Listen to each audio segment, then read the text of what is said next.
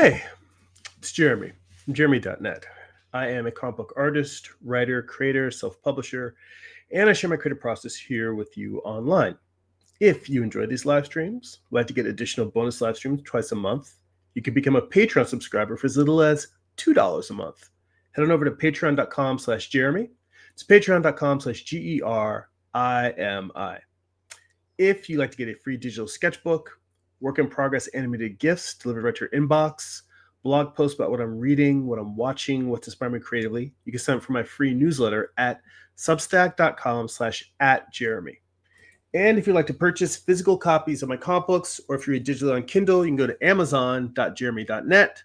They'll forward you to my Amazon author page. Okay, so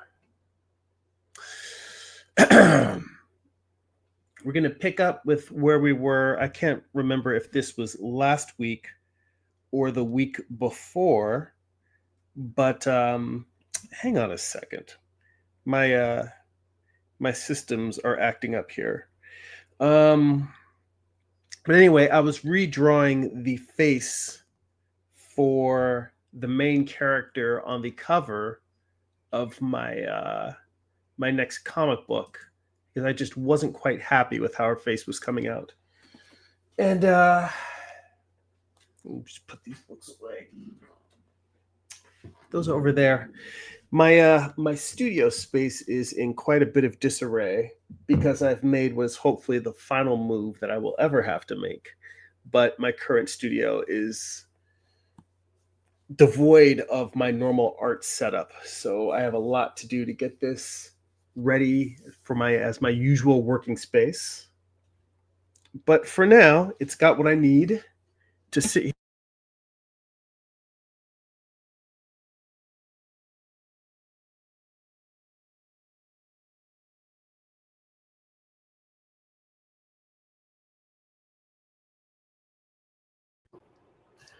All right.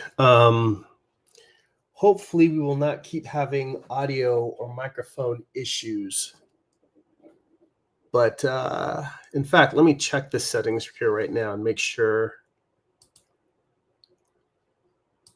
that it's using the right microphone. Let's see here. That's mute. That's unmute. Audio. Okay, defaulted to the desktop mic. Let me go back to my regular mic, and hopefully, okay, that seems to be working. Yeah. All right. Yeah, so if the audio drops out, just holler in the comments and let me know, because again,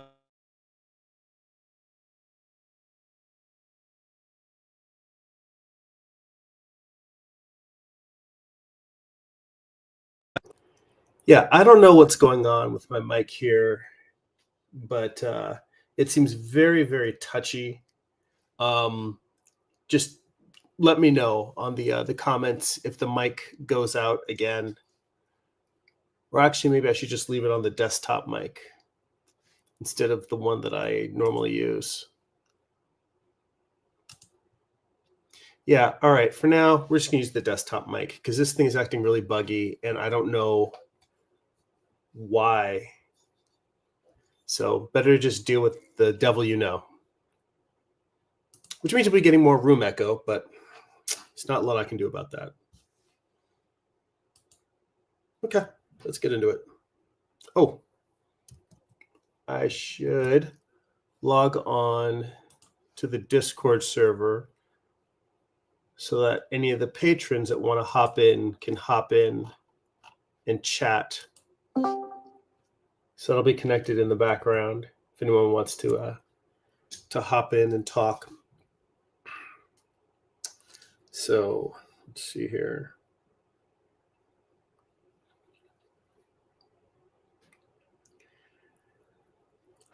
Well, originally I had started this wanting to do a few different facial expressions and just sort of like work through a variety of faces and see what I could come up with. But I think instead I'm going to take all of this, group that together, And I am just going to work on trying to draw a new version of this one face that I'm not happy with and see where that gets us.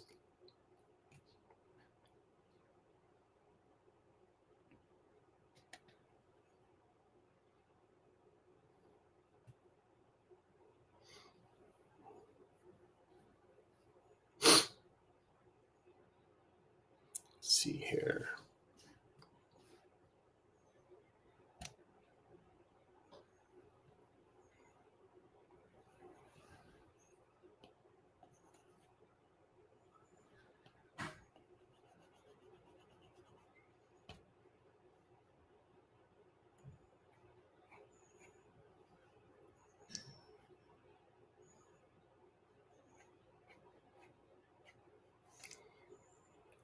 I realized as I started down the path of trying to create an expression sheet for this character that I could very easily turn it into another one of my procrastination projects where I just spend hours and hours and hours doing something that, well, yes, I should have the skill to be able to create a model sheet for my character, and I should have one. I was turning it into another procrastination project as opposed to just what do I need right now, which is I need this face fixed.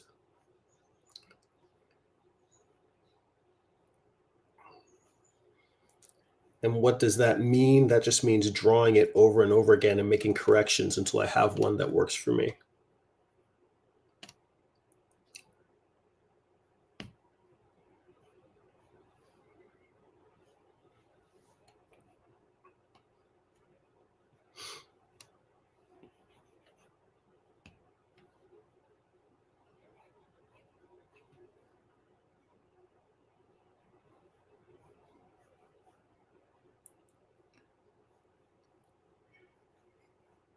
And I think the big challenge that I'm having is trying to figure out how to make her feel sort of elegant and regal, but still make her feel like she is too young for the responsibility that's being put upon her, or feel like someone in her early 20s.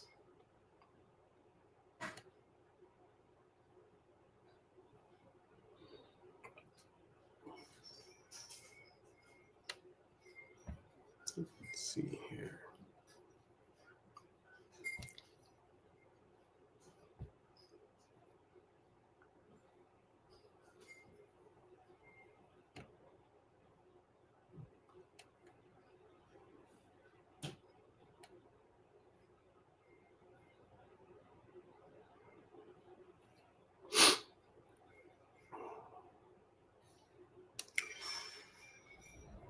And another interesting thing is I want her facial features to be distinct. I want to give her head a shape that when you see it, even in silhouette, you'll recognize it as her. The challenge being, if I make her face so distinct, so precise,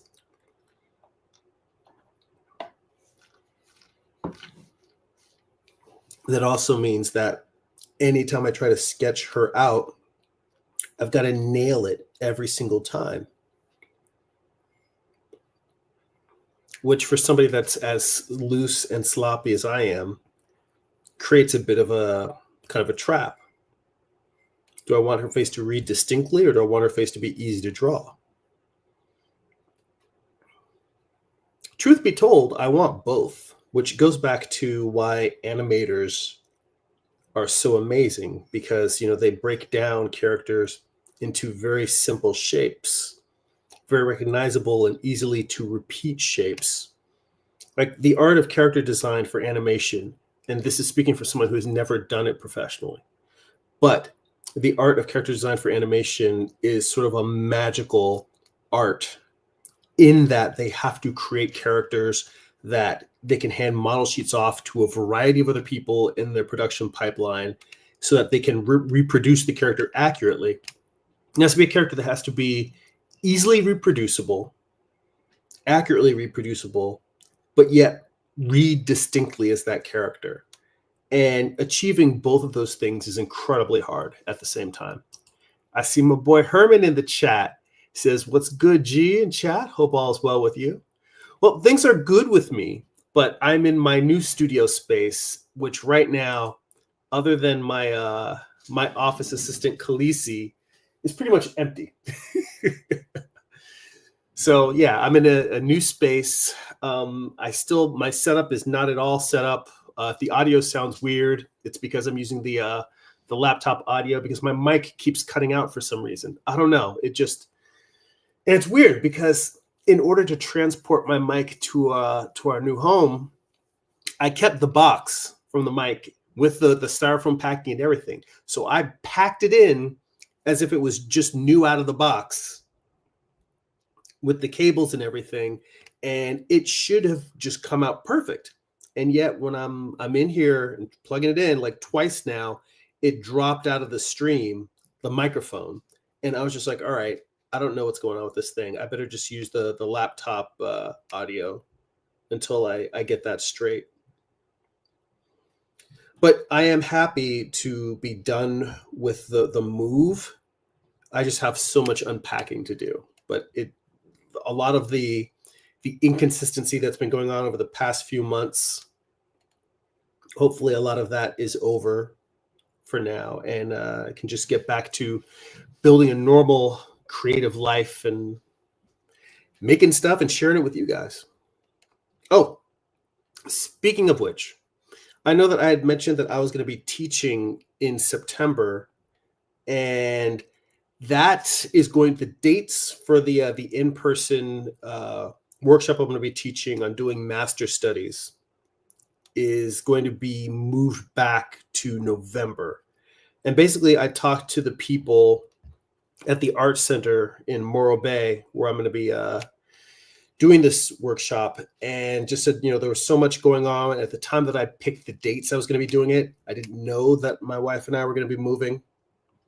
And I just said, there's so much I have going on right now. Is it possible for us to change the dates? And they were very accommodating.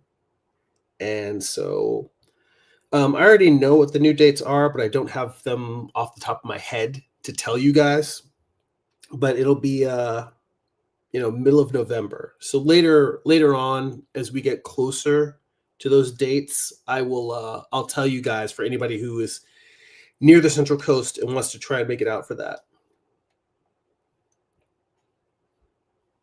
Let's see here. Herman says, dang, that whole moving process, just thinking about it is daunting. I can imagine my ass. I'm always tired. Dude, I finally, after being done, I slept for 11 hours last night. I was so beat and so exhausted from everything. And my wife and I just had a real simple dinner. And excuse me, I got to sneeze. Pardon me.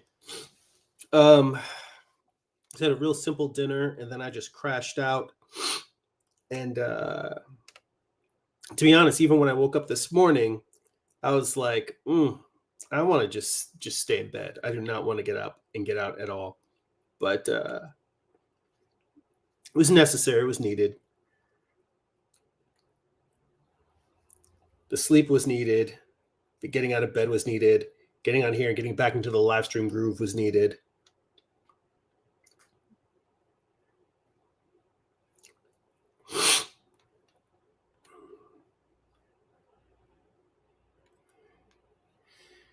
So this one feels a little bit closer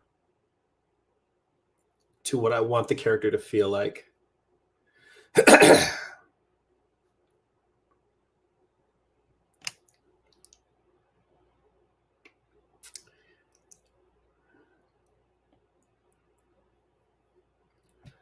Pardon me, I'm going to mute for just a second while I blow my nose.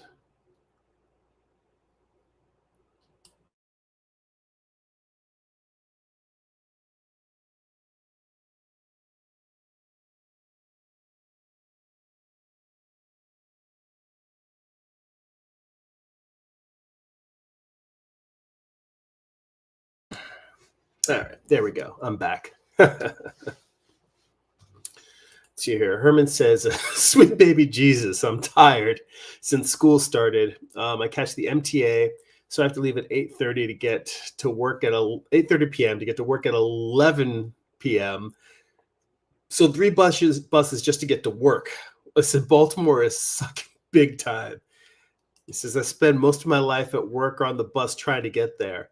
Man, I do not envy you. It's been a long time since I've had to rely on the bus to get around. I wonder, depending on how crowded the buses are you able to actually get any sketching done on the bus, get any creative time in while you're going from one place to another? Because I feel like that's might be like the only benefit to taking public transportation. Well, no, because also it's a chance for you to, like, I don't know, a lot of people will sketch people on the train or on the buses if they're artists. They want to get a little creative time in while they're going from one place to the other. I mean, again, that's also dependent on how exhausted you are, because maybe mentally you're so drained that you're like, look, I ain't drawing nobody on the bus. But but it would be nice. Like, that's times when I used to have to commute, me thinking if I didn't have to drive, I could use all this time for sketching. So I don't know if that's at all anything you're able to do or not.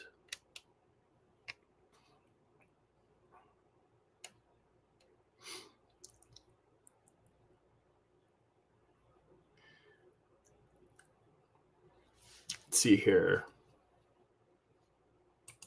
Paul's in the chat. How you doing, Paul? Paul Pate, great artist, illustrator, creative raconteur. Always good to see you. My studio is in disarray because I just completed a move, and most of my studio setup is packed away. I really just sort of unboxed my work computer and my gear for live streaming. Everything else is boxed up. So I'm looking forward to getting all of that stuff unpacked and put away over the next several weeks.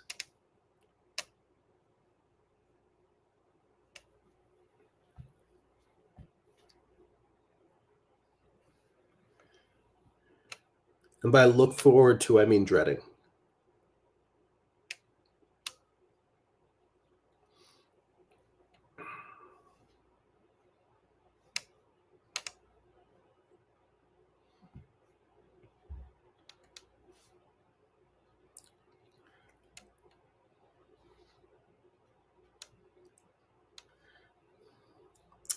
You know, I learned a very interesting lesson about character design the other night.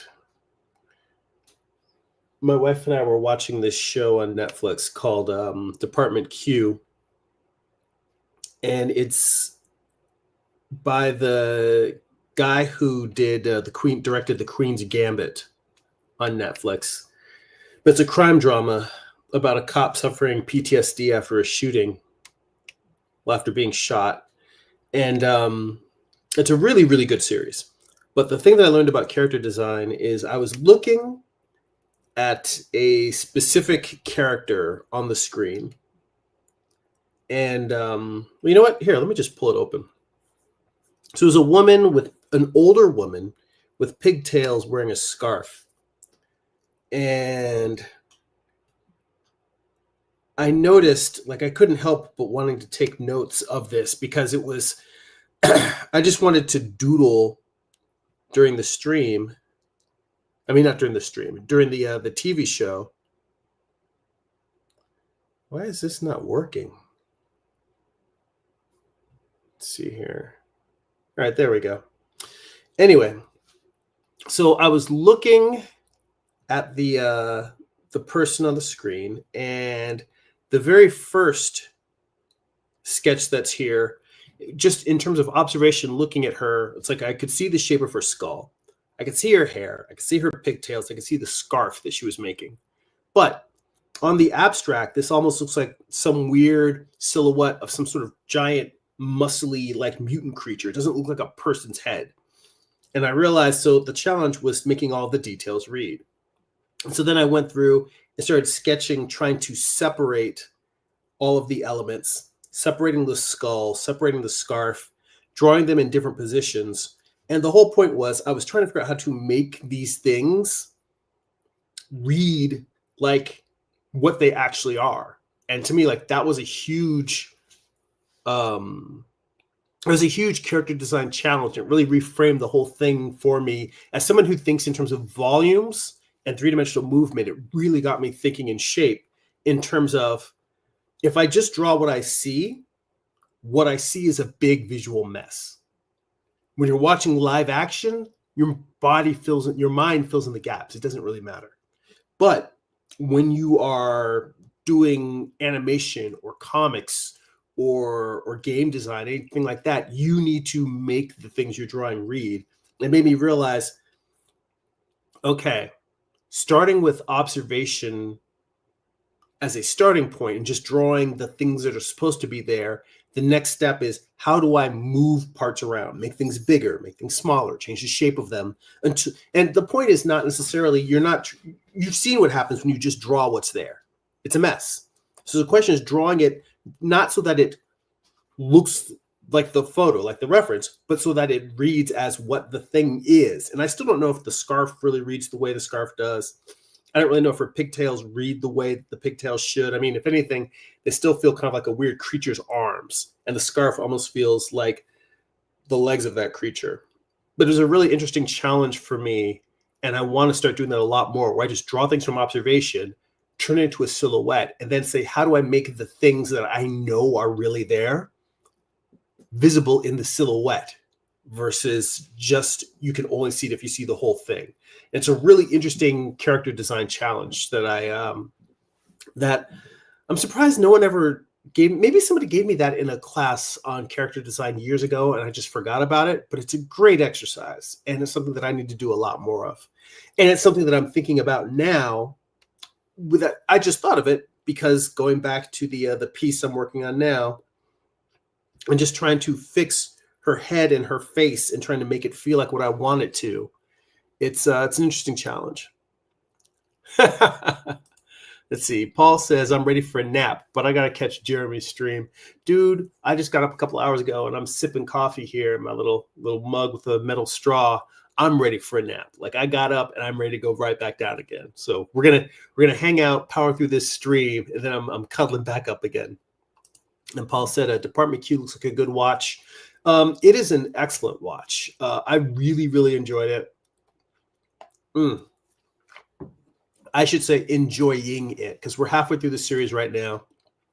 And I had started watching it without my wife just because it was something I wanted to watch. And then I got a couple episodes in and I was thinking, and the way I sold her on it, because she's not really, she will watch cop dramas, but it's not her go-to. And I told her, look, this is something that you would never click on your own to pick to watch, but it is something that I think you will enjoy once you watch it. And we watched the first episode. I mean, the fact of the matter is, if you watch the first episode of Department Q and you don't like it, you don't need to watch the rest, because the first episode very clearly gives you like what the show is about in terms of tone and character. And if that's not for you, you're going to know it pretty quick. She very much agreed with me in that she said, yeah, I would never have picked this, but it's really, really good, to the point where we were watching, I think, episode 3 2 nights ago. And I could tell that she was falling asleep, but when I paused it or stopped it before going to the next episode, she was like, I want to see what happens next. So that did warm my heart that she got that into it that quickly. So, but yeah, we're about halfway through the series right now and really enjoying it. I definitely recommend it. To hear Herman says, LOL, same here. Online paying bills so I can nap early before work. Got to leave early. So yeah, no, I'm telling you, man, make sure you get that sleep, because it sounds like you are burning the candle at both ends in the middle. And, you know, when you're doing that, you know, getting a good night's sleep will help you with all of the other things that you're trying to accomplish. So, you know, you got a lot that you're trying to take on every day. Definitely get enough sleep.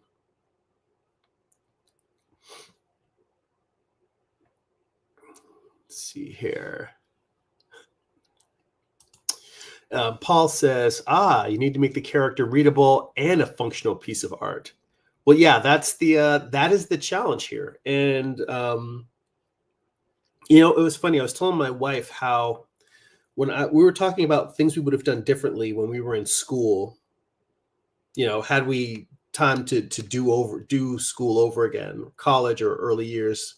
And one of the main things was that the school I went to did not have a illustration program. They had a fine art program that was really kind of geared towards the gallery system. And they did have an animation program, but the animation school was a graduate program. And it was part of the film school, so undergrads couldn't get a degree in it. However, they would let undergrads take the lower courses, like the first 3 intro courses to animation. So I took those as electives. And if I had to do over again, the thing I realized is that, most colleges honestly just care about people paying the tuition. They really don't care too much about there's all these rules and courses, and you hear stories of people like being screwed because they were like a couple of credits shy for one stupid elective. But most schools, most universities, really, as long as you're paying your tuition, they don't really care what you take. And if I had to do over again, I would have gone in in the first year of school, I would have gone to the dean and said, look, I want to learn A, B, and C. You don't have the courses that teach it, but there's definitely professors here who do know how to do those things. And I would have just basically created my own curriculum. I just come in and said, I'm going to take these classes on marketing. I'm going to take these classes on art. I'm going to take these classes on business and econ. Basically, I would have created an art entrepreneur class or coursework. And these are all things that obviously I didn't know that I needed. And I might have even resisted them if someone tried to force them on me. But what I realized as an adult now living in the art world is that anybody who is an artist or plans to make a living as an artist is an entrepreneur. And they really need to teach the business of running a small business for an artist. But that is exactly what I would have studied when I was in school if I had to do over again. So, but yeah, the animation program, that was the place where I realized how badly I did not know how to draw. Because the animators have to know how to draw, because you have to be able to imagine things moving through space and around space and imagine how things look from different angles. And I basically used up all of my electives my junior and senior year taking animation courses and taking an internship at Nickelodeon. And I would say that was sort of the beginning of me really starting to learn as an artist. Most of what I learned in the actual art courses that I was assigned, that were part of the program, were creativity, which is important. The idea of being able to come up with ideas and to be able to speak about them. It's the reason why I can go on and just blah, blah, blah, and vomit out my mouth tons of things about just art and processes, because they teach us how to think about what we're doing and talk about what we're doing and why. That was very beneficial. But the actual fundamentals of how to draw, they didn't care whether you could draw your way out of a paper bag. If you could talk about what you did and why, that's what they cared about. So I say that to say that while I'm critical of the program, I definitely did learn things from it. Let's see here. Let's see here. So Herman says, that's why I suck at animating. You have to know how to draw and make things read for people to understand. Well, you know what? But I mean, for me, it's not just animation. I feel like you need that, whether it's illustration. Definitely you need it for comics. These being able to make things read. And here's another thing. I was doing some drawings and my proportions were really, really bad. The drawing that I was working on, I can't remember the context, but it was something where I was drawing an environment And I realized, oh, wait, this is really bad, but it's because my figure proportions are bad. And that's what made me kind of realize the connection, like between environment and figurative drawing. You know, the more lines I put in here, they always tell you the more every line you add to a female face adds like 10 years. So I'm just going to leave her face like that. And you know what? I really should have put her face separate from the construction line, so I could have just turned the construction lines off and seen how her face read. That would have been smart, but I'm not operating in smart mode lately. See, so this is the challenge. I want her to feel kind of elegant and to feel like a princess, but I also want her to feel young, youthful. And that's the challenge here, is the more elegance you add to a figure, the more you also add age. So it's me trying to find that perfect balance between youth and snobbery. That's what I wanted to feel like, as a young snob. Let's see here. Paul says, I'm lucky my wife will watch almost anything I put on. Almost. She does have some limits. Well, see, that's the thing. My wife and I, we have a lot of places where our TV tastes overlap, but she likes a lot more reality TV, 90 Day Fiance. She watches like all of those, those Real Housewives, and what's another show with the boats? There's a show about Below Decks. She loves that show. There's a lot of reality TV shows that she likes. She'll like soapy stuff. She likes Sex in the City, which I think Sex in the City is a good show as well. I've watched that.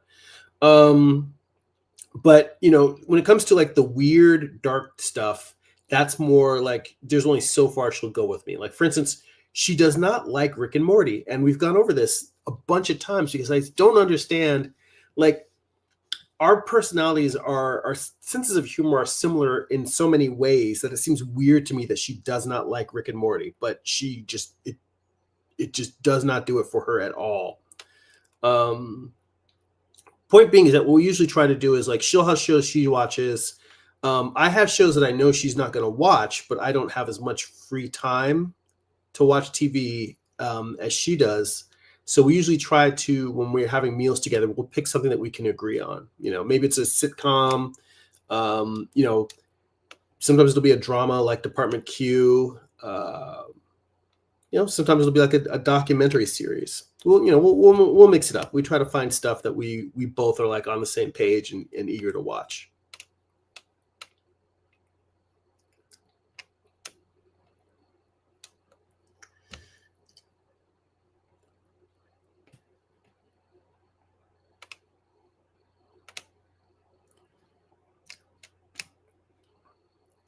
Now, I think what I'm going to do is I'm just going to take this face, duplicate it, drop it on a low opacity, and draw another face on top of it. And almost like a game of telephone, just keep creating and recreating and warping and redoing until I get the face that I want. And also, going back to Alex Toth, there's something about trying to simplify and streamline over and over again until you get the streamlined version that fits what you want. Let's see here. Herman says, it's crazy. When I went to MICA here in Baltimore, I wanted to study animation. All they had was illustration. They got animation my junior year, but I did a minor learning 3D and Flash. It's crazy. They definitely did not even teach Flash when I was in school, but fortunately the place where I was working, they had early copies of Flash, and they kind of started teaching me the basics there. So, that's the other thing. It's like I always tell people, if you can get an internship when you're in school, because it's like the learning on the job is way more. To be honest, our entire education system is sideways. Businesses should just have, it's almost like fair trade. I do think that like you learn so much more when you're in a work environment. And I think you can learn way more 4 years of just interning at a different company every 3 months or every 6 months and just doing that for a number of years. You can learn way more doing that than you could in any school.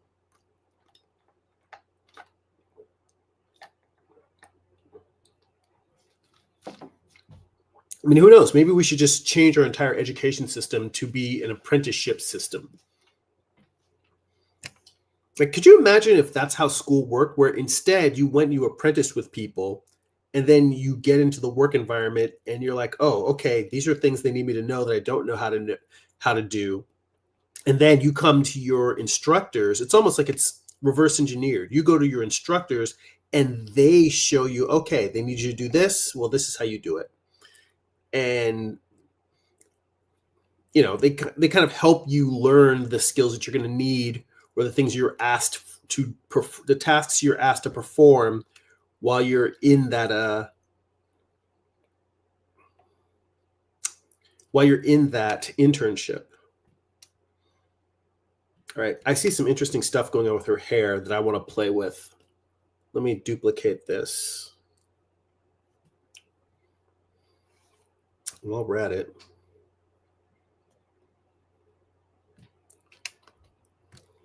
a quick screenshot. All right, let's duplicate. Move this over here. And before I drop this on a low opacity, I'm going to cut the back of her hair off, because what I'm going to try and do is make kind of a star shape. Not a star per se, but you'll see, like a fan out of the back of her head. Have that bun cup in kind of a fan shape.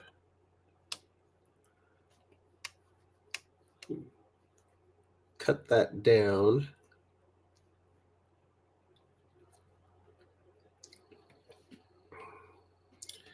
Now let's drop this all the way down.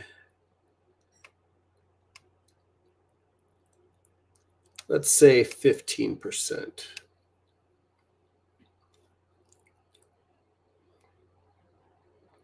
All right, put another on top of that. See here, Byron's in the chat. Hey, Byron, how you doing? So you popped in a while ago, a little slow on the comments. Let's see here.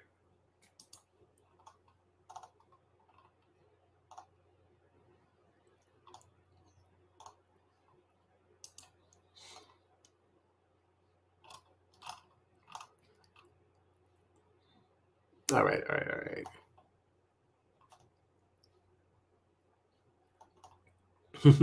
right, now I got lost in the comments. Let's see here.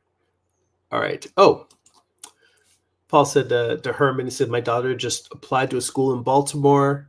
Says my son was in Beemore a few years ago, lived in Beemore a few years ago. He liked it.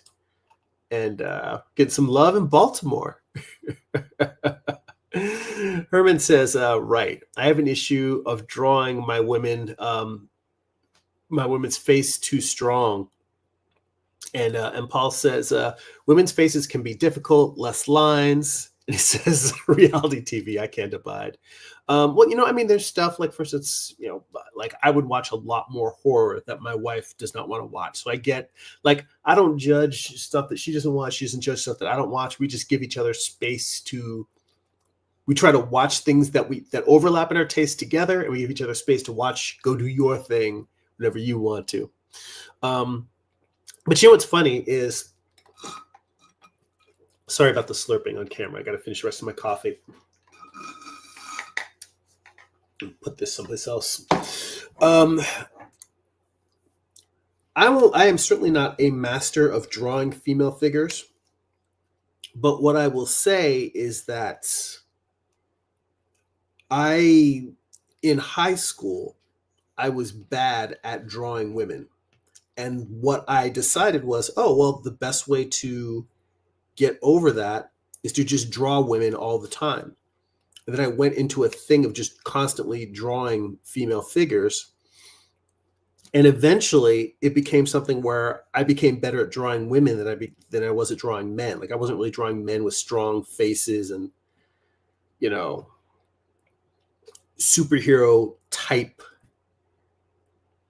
figures. You know what? I'm going to have to do this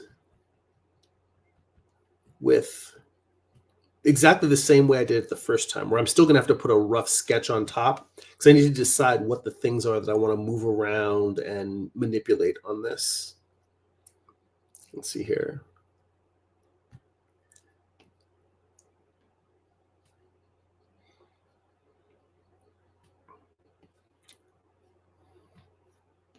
Maybe slightly darker. But yeah, I mean, it is challenging to try and capture a lot of personality with very light marks. Very few marks.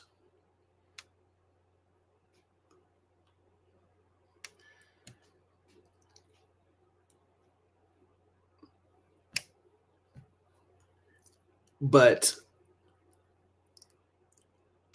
I think that there is something to the idea of just taking something that, whatever it is that's challenging, if you do it over and over again, and you create a large number of try-fail cycles. That's what I call it when you do something and you try and you fail. You know, it's a try-fail cycle. I didn't make that up. I think that that's something that's either from engineering or software development, or maybe it's from entrepreneurship. I don't know. But the idea of a try-fail cycle is just simply you try something, it doesn't work, but you look at why it didn't work and you try to put that information or knowledge into the next try. So whether it's proportion or female figures, whatever it is that is challenging for you to draw, I find that just doing that like a shit ton of times is one of the most useful ways. Now, mind you, it's not just the matter of just doing it mindlessly. You got to look at it and say, all right, why? It's the asking why something did not work. That's the part that really helps.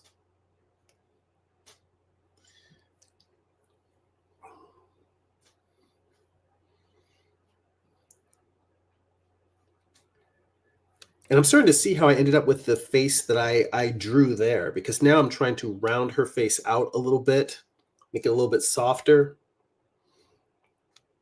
You know what? I need to give her a taller forehead. I want to have a little bit more forehead.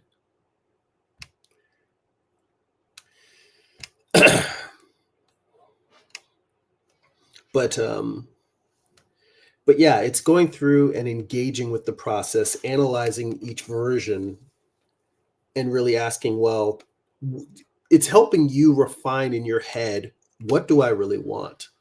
So I think a lot of times the mistakes in the drawing are coming from the fact that I have not clarified in my own psyche what I want the results to be, how I want this to come out.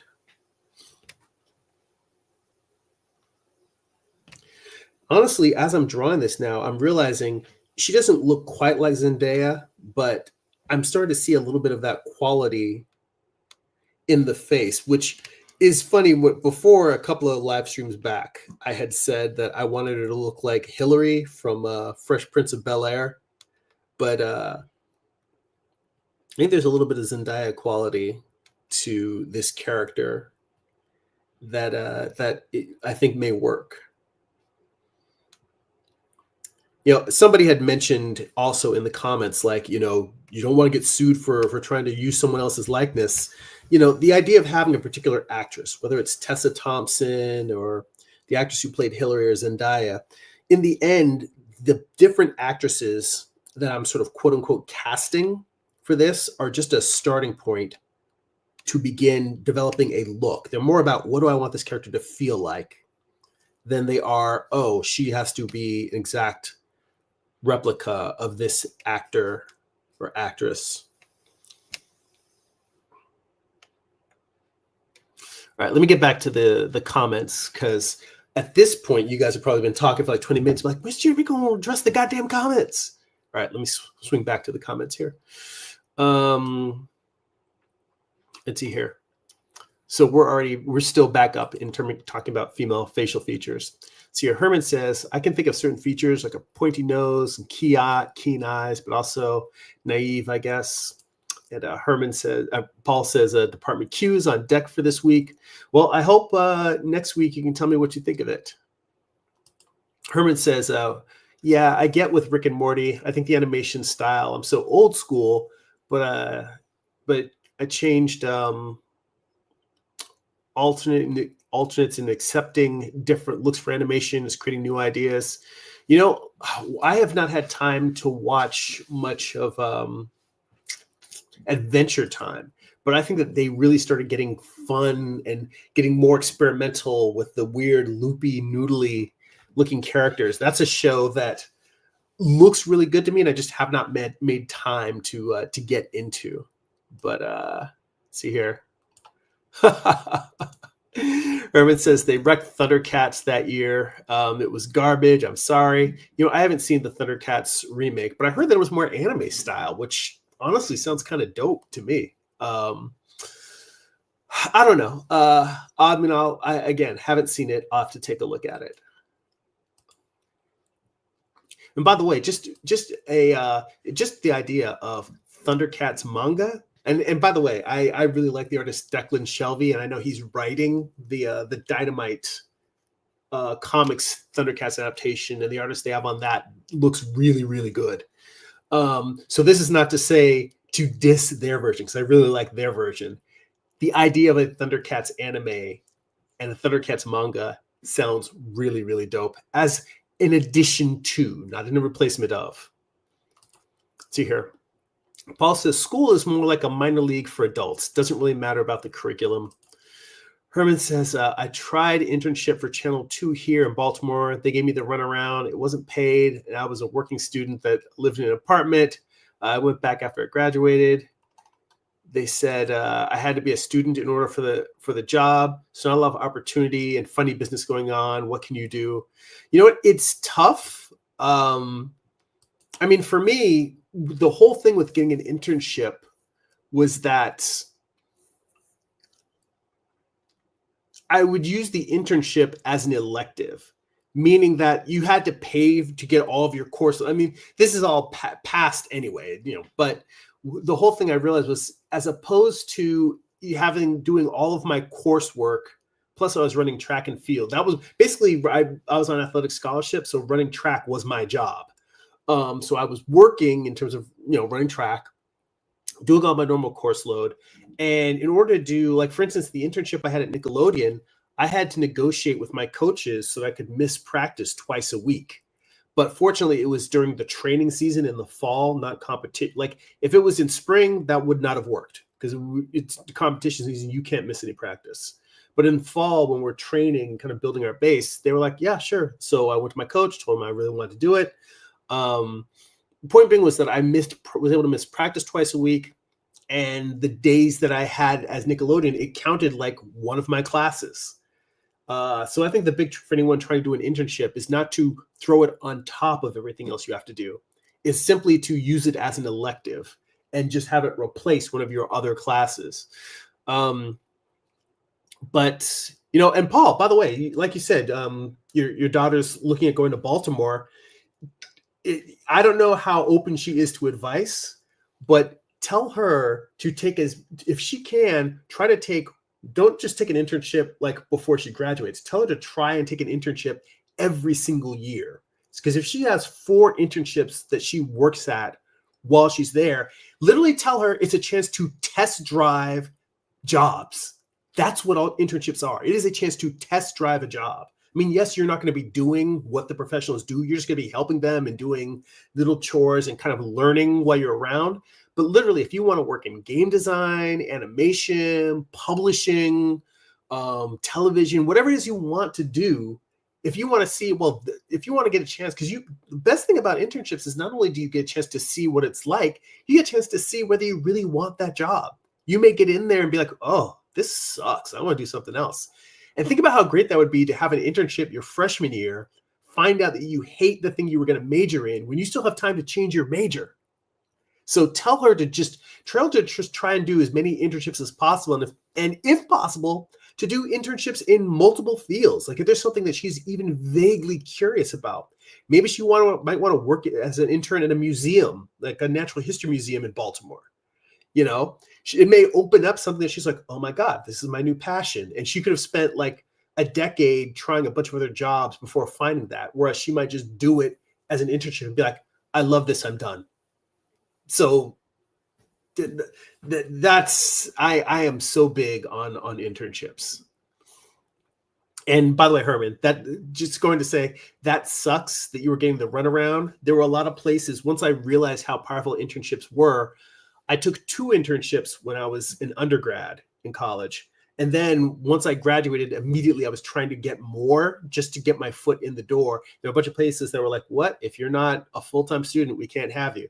And it really sucked. I kind of had the same thing. That really bummed me out. Let's see here. Herman said to Paul, I've been trying to leave Baltimore. He said, and to be real, it seems I'm stuck here. Opportunity is scarce for me, but it might be great for your kids. And Paul said, isn't TV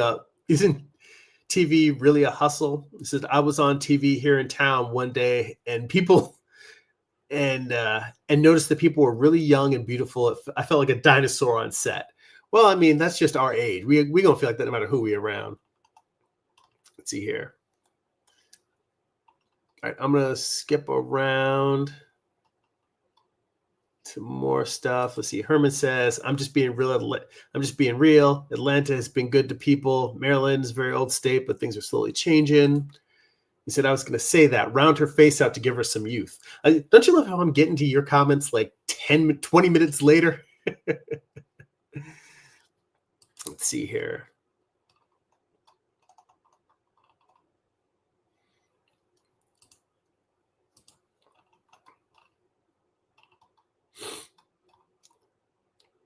Yeah, Paul says I always wanted to move to Atlanta, never did, but now I want to move to LA, but never will. LA is expensive as shit. My wife and I just moved. Well, not just, but we moved out of LA over a year ago, and we have never been happier now that we are kind of out in the woods away from LA.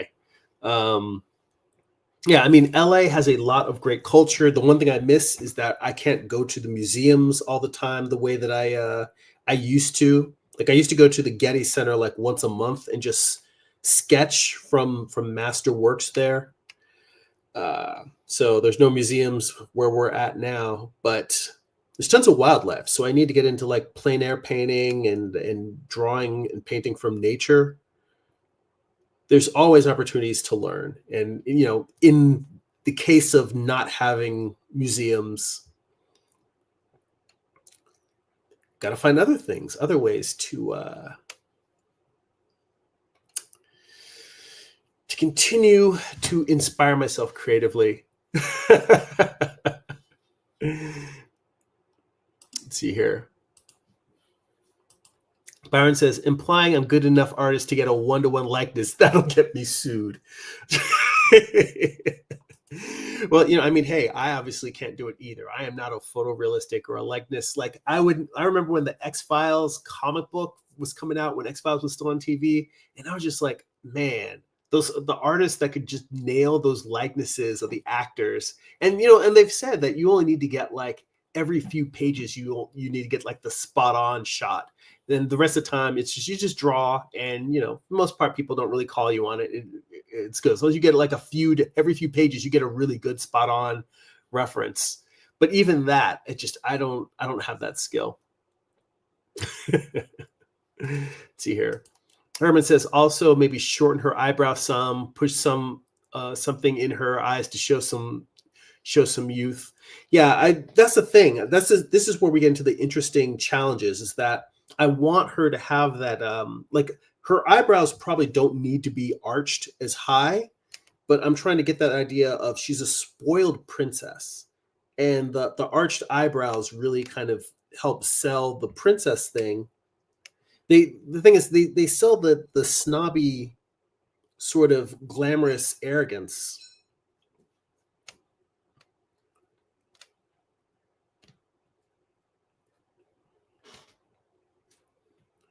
And another thing that I need to actually experiment with, and the whole point is that this is experiment, is I need to try, let me throw another layer on top here. But what I need to do is look at, instead of just drawing, eyebrows, eye shape, all of those other details, what I need to do is, let me just switch to red here. Another layer, let's drop this down to like 50%. I need to practice creating the entire like socket shape, including her including the eyebrow. Like I need to look at these things where I can look at this whole visual unit and very quickly block in like simple shape for eyes,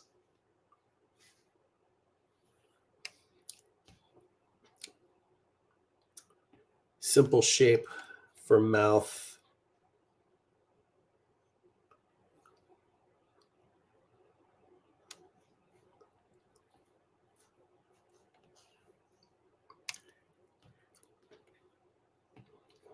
and simple shape for nose.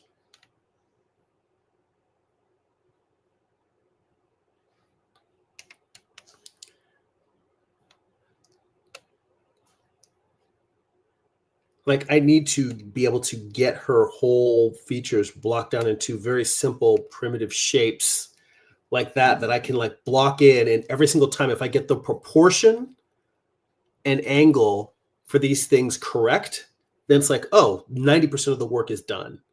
That plus the overall silhouette of the head. And I think this is one of the things that I like, this going back to animation character design, which I've never done professionally, but being able to get all of these elements consistently in a very simple form. Like I need to work out the exact proportions for these colored lines and have those make up the bulk of the character. And then it's just like, as I go, it's like, oh, okay, as long as I get those, if I can get these shapes into a recognizable, repeatable pattern, so when I draw from different angles, she's going to read as this character because of the proportion of these items, then it's like, oh, okay, that's my character. So I'm really analyzing character design in a way that I've never done before. And this, I think, is one of the important things about personal projects, is that I get caught up in all of the things that I don't know as an artist. That in all of these years that I've been working and doing my own work, doing professional design projects, and self-publishing comics, there's still so many things that I don't know as a creative professional that I'm continuing to try and learn. And the idea that you can take all of these things, which is environment design, character design, vehicle, creatures, gesture, composition, all these things that we're like, I need to get better at, and being able to look at ways in which you can make these part of the process. Like, this is me, just all I'm trying to do is fix the face of a character on the cover of a comic book. But it's making me realize that I did not think out the character design as well as I should. And it's causing me to break down the character design more. This is me teaching myself how to do what I do better. So that hopefully with the next character, I can start with stuff like these elements and work on them now, so that when I go into the next comic, I'll already have worked all of this stuff out before I go to drawing a cover, and I'll be able to design each character better and faster. Let's see here. Byron says Jeremy hates us, never wants to talk to us. Joke. I get it. But you know what? I'm slowly catching up. Although I do realize we're getting close to an hour here. So I think maybe it's time for me to stop drawing and get back to narrowing down, winding up everything on the chat, getting caught up on the chat. God, I'm rambly today. I'm all over the map. Getting caught up on the chat, and then we'll pack it in, or we'll see where we are at the end. Although, to be honest, I'm having a lot of fun with the analysis of this character's skull shape, and I feel like I could spend a whole nother session just doing this and talking about what I'm learning in real time with you guys. Let's see here. Paul says, I don't know who I like better, Hillary or Zendaya. They're both lovely. Yeah, I mean, they're both great character. Well, here's the thing: Zendaya has played a wide variety of characters, whereas the personality of Hillary is exactly the personality I want. Well, almost exactly, but very similar to the personality I want the character to have at the start of the book, where she is a spoiled princess and slowly has to develop some depth and courage and empathy for others. So I really, really like that transformation that I have planned for her. Let's see here. Herman says, I like Hillary and Zendaya, short Hillary and tall Zendaya. Yeah, he says, yeah, Herman, do we have to choose? It's like, nope. And again, that's what I was saying before. All of the actors that I've mentioned, the actresses, are just starting points to mash up the face. Which, by the way, I think that what I'm seeing here, the rounding of the cheeks on the one with the color callouts, her face is too angular and looks a little bit too adult in the sketch that I just did. In the original one, she's younger, it's just rounded, but it's like her face is rounded and blocky. And I think that making it rounded, but with the larger cheekbones, that gives her more of the shape that I want the character to have. So this definitely feels like it's a move in the right direction between the three of these. And this goes back to thumbnails. I tell you guys all the time that I love doing thumbnails. Thumbnails teach me so much. That the idea of just doing different versions of the same character over and over again, side by side, and making tweaks and adjustments, it makes a huge difference. So let's see here. Oh, by the way, again, like I said, we're getting near the end of the stream. If you haven't hit that like button, now's the time to mash that thing. If you haven't subscribed, if you're new people, subscribe. And as always, if there's people you know who would enjoy these kind of random ass rambling art talks, hit that share button. Let's see here. And hey, Dylan's in the chat. Hi, Dylan. How you doing? Thanks for popping in. Yeah, Herman says, believe me, G, I want to do internships, but not having the support system and money. It was the life of a working student without nepotism or just people looking out. So yeah. Yeah, it's rough. I schedule wise, I couldn't make it work. And I don't know if I would have gotten it even if I had, but when I was in college, so I went to UCLA, and UCLA is, it's in Westwood, California, not too far from Santa Monica. And I found out that in Santa Monica, Top Cow Studios was looking for interns. But I would have had to be there like full time, which I don't understand how you go to school and you also have a full-time internship. But man, so this would have been around 96, 97. So to get to work at one of the image studios as an intern, if I could have gotten that gig, like I literally was like, I was shaking trying to figure out, like there was no way I could make my school schedule, my athletic, my college athlete schedule, my school schedule. There was no way I could make that work with the level of time that they would have needed for the internship. But man, I wanted to work at Top Cow so bad. So that would have been crazy. Let's see here. And who knows, my life might be completely different if I got an internship in there. Hopefully I would have learned to draw better sooner.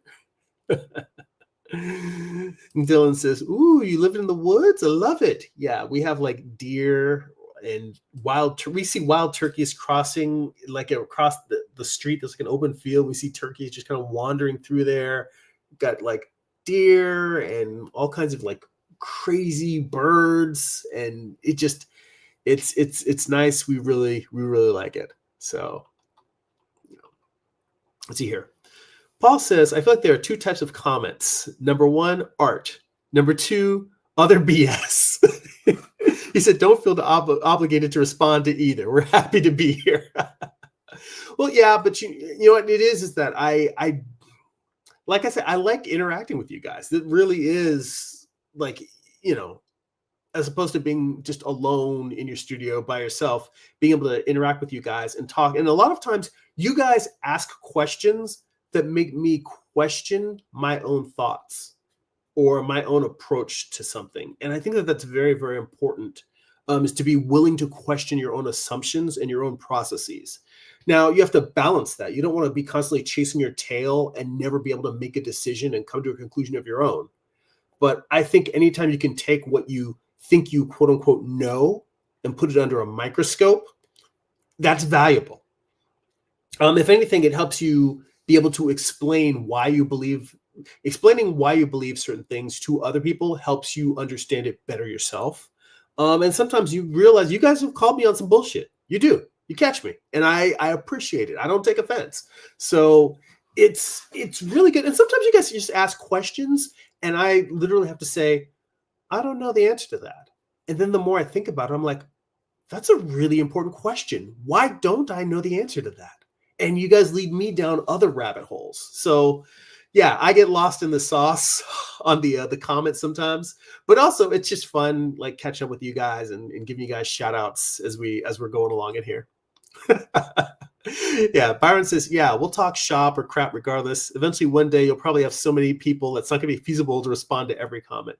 That is true. But you know what? That was the idea behind opening the voice channel on the Discord, was that some people, like the people that are patrons, I'm like, hop on, chat, we talk. I need to figure out how to get the audio levels so that the Discord audio is the same as my audio so that people can actually hear you guys clearer.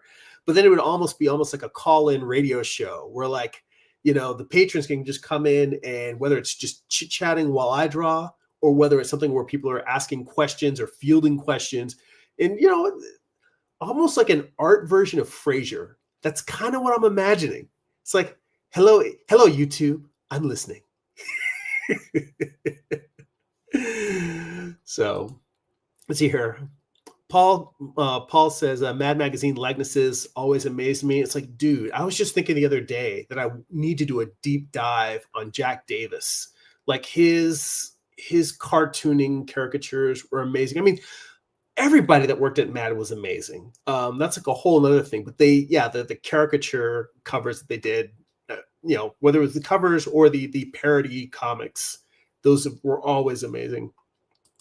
Let's hear. Herman said, yeah, back to the X-Files stuff. He's like, draw a lot of Mulder and Scully from the side and 3/4 back of their heads. It's like, yeah, those are the shots that you're going to use them when you got to crank through pages. And every once in a while, you're like, oh, let me get a beauty shot here. Let me get a beauty shot there. So here, Dylan says he's going to go. He's good. Going to go make some lunch, which, I'm getting a little peckish too. Let's see. Paul says, I was sleepy, Dylan. Jeremy helped keep me awake. It's like, I'm your natural caffeine. See here. Herman says, I think Zendaya will have the ability to pull off what you want in your character. And he said, I just hit that like button. Thank you, sir. I think it's interesting. All of these different people that I'm thinking now as I go through. Because in a way, when you're doing character design, you're kind of casting. But then once you cast an actor, you're still putting them in hair and makeup. So you're kind of deciding, what are the features that you want to change to get the look. You're still transforming them into the character. It's not just the actor. So it's kind of like an interesting feedback loop in that I'm using different aspects of actors' personalities to develop the look of the character. But then once I have the look of the character, like if you were to cast a person to play that role, then you put them in hair and makeup and make them, you transform them. So it's kind of like a back and forth between the real life inspiration and then what I'm trying to make. which all goes back to the thing of like, yeah, it's never going to be an one-to-one likeness of a particular actor. Let's see here. All right. And Paul says, I do that with my characters, Jeremy. I pick a real person, but they develop into their own thing after a while. And that's honestly, it's kind of weird drawing covers early on, because I always feel like the covers help me in terms of working out the tone and the theme of the entire book. Like I like the idea of doing the covers for the entire series before I draw them, because the covers act kind of like as a mission statement, or the covers act as concept art for the entire series to me. But by the same token, I feel like I learned to draw the characters by drawing the book. So, it's an interesting challenge. Paul says, now I'll continue my day and sleep better tonight. So Jeremy saves the day, just like the Powerpuff Girls. Woohoo! Herman says, I was trying for House of Cool Animation Studios. I was talking to one of the animators through email and everything. Then my mom and pops got sick, and I've been here ever since. Yeah, honestly, family stuff can derail a lot of creative goals.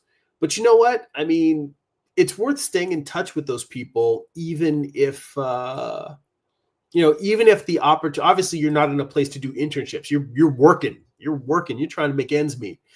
But you never know when an opportunity may prop up, and they're like, "Hey, I remember this guy. He wanted to intern a long time ago. He definitely has the chops. Let's bring him in on this project." So you never know when people that you met years ago, an opportunity may come from that. So definitely stay in touch with those people. Let's see here. Yeah, he says, life puts you where you need to be, I guess. It sucks, but hey. Dylan says, I recently got a used copy of The War of Art. I'm not too far into it, but I'm liking it so far. It's like I also reading like 4 other books. The War of Art is one of my favorite books. If you guys have not read it, go get a used copy like Dylan did, because I actually got my copy for free from a used bookstore. It was just in a pile of like used books that they just did not have room for anymore. And I had always heard about the book, so I just picked it up. And it is the pep talk that every creative needs. When you feel down, when you feel like you want to give up, when you feel unmotivated, you just pick up that book and start reading. And it's the guy who wrote Gates of Fire, which is basically like 300 before 300. It's about the Battle of Thermopylae. He also, the thing I think he's most famous for is writing the book, The Legend of Bagger Vance, the golf book, the golf movie that Will Smith and Matt Damon was in years ago. It was based on a novel that he wrote. But he's a novelist. He also writes a lot of sort of self-help / motivational books for creative people in general. But The War of Art, I highly recommend it. And it's just like a great book about the mindset you need to have to keep making. And it's a great book. Herman says, or Paul says, Herman, life be lifing. And it do. Life be lifing out. Let's see here. And James says, I'm just catching the tail end. Yes, you are. I'm going to get caught up here on the chats, and then I suppose I'm going to have a bite to eat and start putting my new studio together. So that's going to keep me busy. Probably, like, don't be surprised if next week we come to the stream and we're picking up right here with this screen, because I don't know if I'm going to have time to do anything else over the course of the next week beyond just getting my studio set up, getting things unpacked and put away. So let's see here. All right. James says, I remember meeting Nick Bradshaw, and he told me that he didn't have permission to use Bruce Campbell's likeness for Army of Darkness comics or something like that. It was a while ago. Well, I mean, that's got to be tough, because it's like you need to make him feel like Ash if you can't make him look like Ash, I don't know what you do. I mean, I haven't seen the Army of Darkness comics, so I don't know. But also, Nick Bradshaw is a perfect choice for that. That's actually pretty awesome, because he's like a faster, slightly less cartoony Art Adams. But yeah, I love his work. Let's see here. James says, you may have a character with a stylized look. I'm not sure to what degree an actor's likeness would carry over in that regard. Yeah. I'm not too worried about it because because of the fact that I'm not a photorealistic artist, I don't like, no matter what actor I say I'm basing this character on, then it's not going to look like them because I don't draw accurate likenesses. I just don't. It's a weakness of mine. I wish I was better at it. If I was better, then I'd have to make a conscious choice to alter features to not make them look exactly like the actors I'm talking about. But that's why I'm not worried about it. Let's see here. All right. Herman says it's been almost 15 years since my 15 years, my guy, since 2009. He said, I hear you, but I don't think they're even active. House of Cool. He said that was when we had the economic shutdown. It was crazy. Yeah, that's true. If it was a long time ago, then there may not be there. But it's worth looking up the guy that you were talking to on LinkedIn and just seeing where he's at, because he may be at a new animation studio. Sometimes it's worth just connecting to somebody on LinkedIn and just being there, because you may see the post that they make, and then at some point they're like, oh, hey, we're looking for a remote freelance animation in-betweener or cleanup artist. You don't need to live in the city. And he may be working in San Francisco or something, but if he's working at a place that needs somebody and you fit that bill, I find that the more people you're in touch with, and that you're genuinely in touch with them because you enjoy talking to them, the more it leaves open the possibility for magic to happen. Yeah. So, I mean, my whole thing is I try to not be a dick to anybody. Just as a rule in life, it's good. But then also the idea of, if I meet people that are interesting, I try to genuinely be interested in them. So it's not like I'm just, talking to them because I want something from them. And if someday there's an opportunity to collaborate or work with them, work for them, or even if there's people who I admire, who a company I'm working for needs somebody, and I can go to somebody I admire and say, hey, we need a character designer or a concept artist for this. Are you available? And the idea of being able to give somebody that you admire a gig that they actually want, I'm like, that's a way of giving back to somebody who maybe has helped me or given me advice, or, in some way has helped me along. So, all of these things are just about, I think that they're about using the internet the way it was meant to. Because so much of the internet now is about people having flame wars and beefs and all of this crap, when instead I think the way it was originally intended was a way for people that are separated by time and space to communicate better and communicate more. So that's how I'm trying to use this. All right, guys. So we had a good long wrap. I got a little bit of drawing in here. I made a little bit of progress in terms of the character design. We'll see where things go. We'll get back on this next week. But for now, let's bring things in for a landing here. So if you enjoy these live streams, like to get additional bonus live streams twice a month, you can become a Patreon subscriber for as little as $2 a month. Head on over to patreon.com/Jeremy. It's patreon.com/GERIMI. If you'd like to get a free digital sketchbook, work in progress animated GIFs delivered right to your inbox, blog posts about what I'm reading, what I'm watching, what's inspiring me creatively, you can sign up for my free newsletter at substack.com/@Jeremy. And if you'd like to purchase physical copies of my comic books, or if you read digitally on Kindle, you can go to amazon.jeremy.net. They'll forward you to my Amazon author page. You can pick up books like my first graphic novel, Eye of the Gods. It is a standalone psychological thriller about a man cursed with visions he cannot control. You can pick up my most recent project, Morning Star. It's a retelling of Lucifer's fall from heaven as a Western. So it's an 8-issue series. Volume 1 contains issues 1 through 4. Volume 2 contains issues 5 through 8. Both volumes have extensive back matter, character designs, thumbnails, page layouts, and more. If you go to the homepage of my YouTube channel and you scroll down to book flip throughs, see what's inside, check those out before you pick them up. And you can also pick up The Art of, which I don't pimp this enough, but it's called Wound. Well, I intentionally designed it so that it's wound, but it's also spelled the same as wound because that's the name of the piece. But it's The Art of Jeremy Burley, Volume 1. So it's an art book I have that has some of my favorite pieces that I've made prints of over the years, and with a little bit of writing about, more of my creative process. If you ain't got enough process, there's even more of that in here. So all of those things are available on my Amazon author page. All right, guys. Thank you so much for hanging out. Thank you for the comments. Hopefully my studio will be set up next week. Hopefully I'll figure out what's going on with my microphone so that thing isn't cutting out. Appreciate you guys as always. That's it for now. Go be creative.